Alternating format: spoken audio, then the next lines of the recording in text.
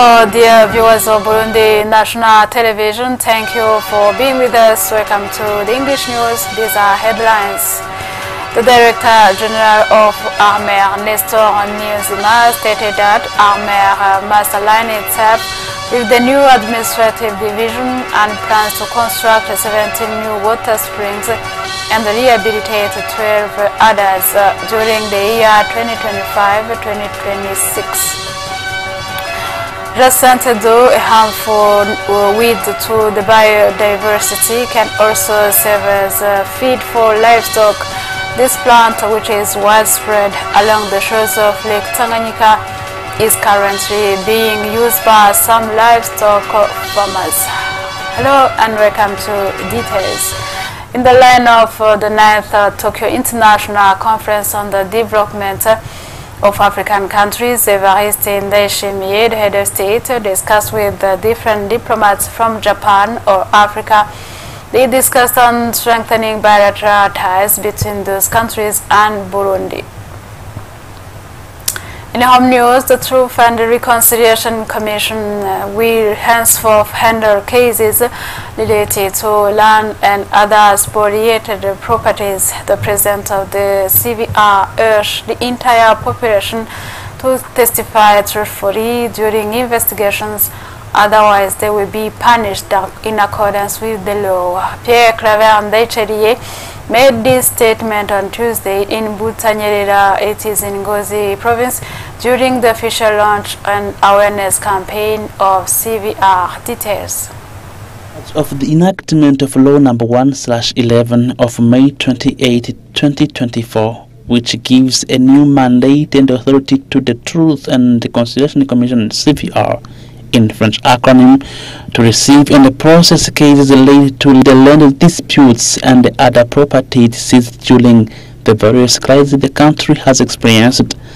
The president of the CVR is calling on the population to speak the truth and refrain from using fraudulent property titles. He warned that anyone providing false testimony or processing forged documents will face severe penalties. The president of the CVR, Pierre Claver Ndayicariye, also emphasized that courts should no longer handle cases concerning land and other property expropriated during the crisis. Authorities, particularly governors and administrators, are urged to cooperate with the CVR officers in investigations aimed at uncovering the truth regarding land titles, properties and other seized assets. It's worth noting that the Truth and Reconciliation Commission, CVR, is now responsible for handling cases previously overseen by the National Commission on Land and Other Assets, known by its French acronym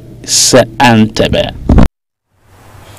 In the framework of bringing closer to the population the services of the Rural Water Supply and Sanitation Agency, ARMER, a meeting was held this Wednesday in Gitega, the political capital city, by the Director General of ARMER, Nestor Niyonzima. He stated that ARMER must align itself with the new administrative division and plans to construct 17 new water springs and rehabilitate 12 existing ones during the year 2025-2026. Evariste Niyonhoro reports.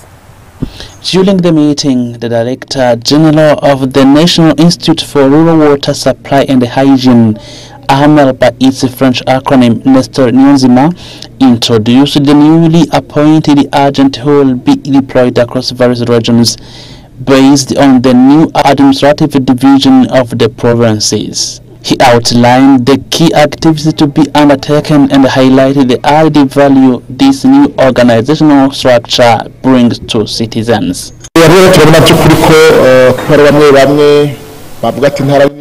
We want to emphasize this point. Some people have raised concerns about the size of the provinces and the feasibility of implementing activities across such wide areas. However, we shared a common vision and identified urgent priorities that must be addressed to ensure smooth operations. Overall, everyone responded positively. They realized that citizens will will now have easy access to services, as our technicians will be based directly in the field.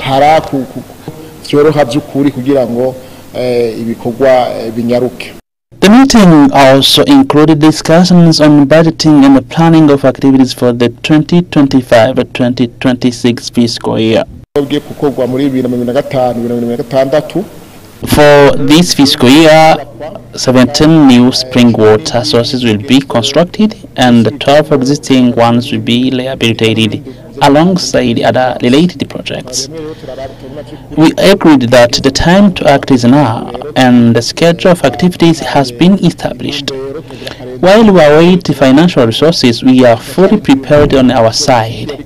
We will conduct self-evaluations each quarter to ensure our work aligns with the country's development vision.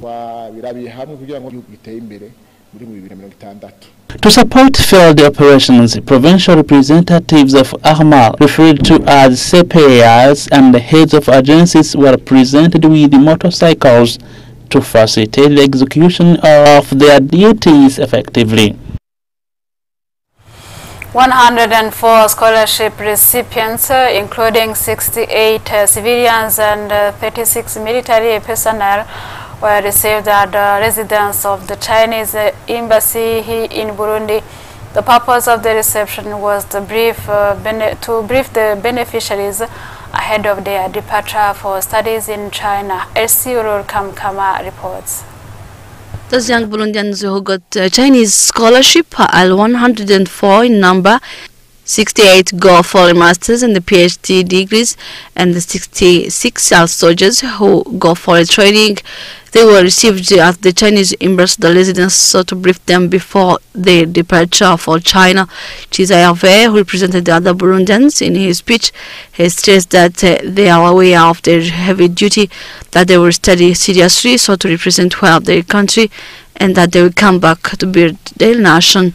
And the Save Kana, General Inspector at the Foreign Affairs Ministry, in his speech has saluted the long, good bilateral relations existing between Burundi and China, and has called those Burundians to study well.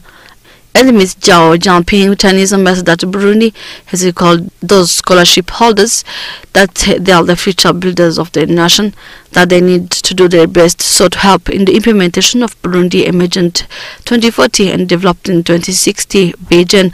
Note that to end well those ceremonies, they played to a lotto and some won suitcases, tablet, telephones and a computer.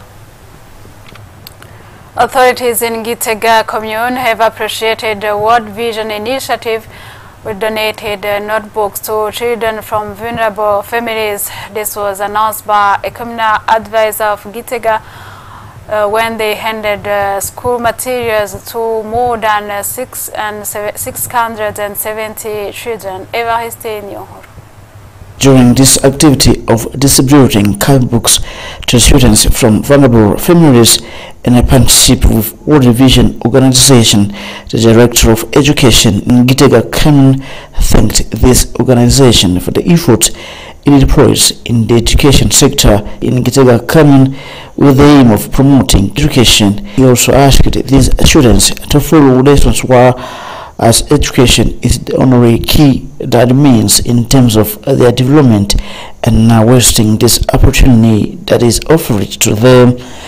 According to Desiree Kazohera, who has represented World Vision, this activity, distribution of these cardbooks aims to support education sector and bring a positive change in vulnerable families. He has highlighted the 75,000 cardbooks worth over 211 million in our local currency were distributed to 6,700 students from Gitega Commune. Desiree Kazohera has also thanked all people who contributed to the success of this project and promised that World Vision will do everything possible to reduce the number of students who drop out schools due to the lack of cardbooks. Representative of the administrator of Gitega Commune also thanked this initiative and encouraged the students to use the cardbooks wisely. He has also congratulated World Vision for its commitment in various sectors of Gitega Commune and has invited other organizations to follow its example. Resistant though a harmful weed to the biodiversity, can serve as feed for the livestock. This plant, which is widespread along the shores of Lake Tanganyika, is currently being used by livestock farmers. Fabien Nionizigie with more details. With negative impacts on the biodiversity of the Lake Tanganyika, it presents advantages once valorized. It represents here water hyacinth, which is generally found on the lakes, mainly on the Lake Tanganyika. Those people are collecting water hyacinth in order to feed their cows. Silas Buchumi, one of the activists in charge of protecting environment, indicated that the water hyacinth is very dangerous for the biodiversity of the Lake Tanganyika in general and contributes in the soil degradation. Silas Buchumi precised that fighting against this water hyacinth needs to work in synergy of different people just to find ways to valorize that plant. Where there are some breeders who are not aware of this business. For Jean-Claude Hakizimana indicated that from the day he started to use water hyacinth to nourish his cows, testifies that it has positively impacted the life of cows, and consequently the milk productivity has been increased. Let you know that water hyacinth may also be transformed in fertilizers or in other useful objects. Well, end of the news. Thank you for watching. Stay tuned.